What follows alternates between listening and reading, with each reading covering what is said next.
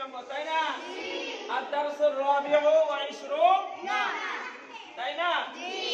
মিম দিয়ে, কি দিয়ে? মিম। মিম কেমন উচ্চারণ হয়?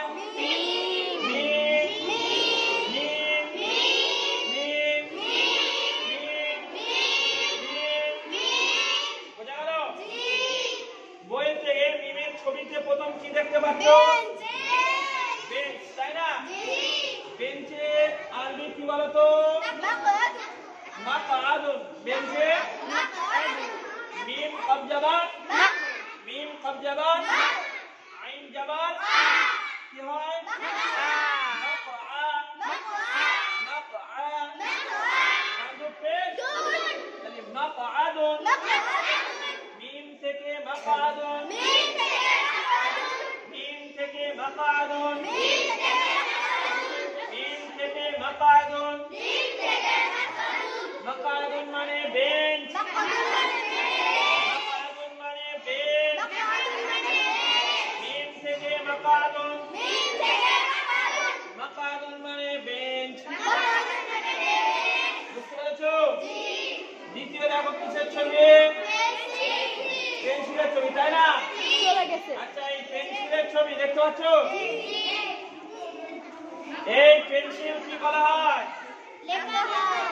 লেখা হয়, তাই না? এখন আবার রং পেন্সিল বার হয়েছে, তাই তো? রঙের মতো দেখতে, কিন্তু সেটা আবার পেন্সিল, বিভিন্ন কালার আছে। আচ্ছা, পেন্সিলের আরবি কি? মিমরাজে, মিমরাজে, মিমরাজে, সিনজাবাদ, সিনজাবাদ, মিরসা, মিমদুদ পেশ। তাহলে তিনটে মিলে কি হয়? মিরসামুন। একটাও টান হবে না, মিরসামুন। মিম থেকে মিরসামুন, মিরসামুন মানে পেন্সিল। মিম থেকে মিরসামুন, মিরসামুন মানে পেন্সিল। মিম থেকে মিরসামুন, মিরসামুন মানে পেন্সিল। এ বুঝেছে? শেষে কিসের ছবি? কোরআন, তাই না? কোরআনের অনেক নাম আছে, মাজিদ আছে, হাকিম আছে, তাই না? কোরআন আছে, ফুরকান আছে, বিভিন্ন নাম আছে। তার ভিতরে মুসহাফুন একটা নাম। কি নাম? মুসহাফুন একটা নাম। তাহলে কি হবে? মিম সাদ পেশ, হাজাবাত, হারুফ পেশ, তিন থেকে চারটি মিলে কি হয়? মুসহাফুন।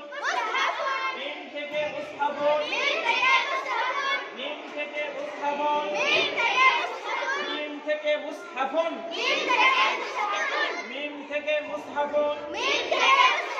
মুসহাফুন মানে কোরআন। মিম থেকে মাকআদুন, মাকআদুন মানে বেঞ্চ। মিম থেকে মিরসামুন, মিরসামুন মানে পেন্সিল। মিম থেকে মুসহাফুন,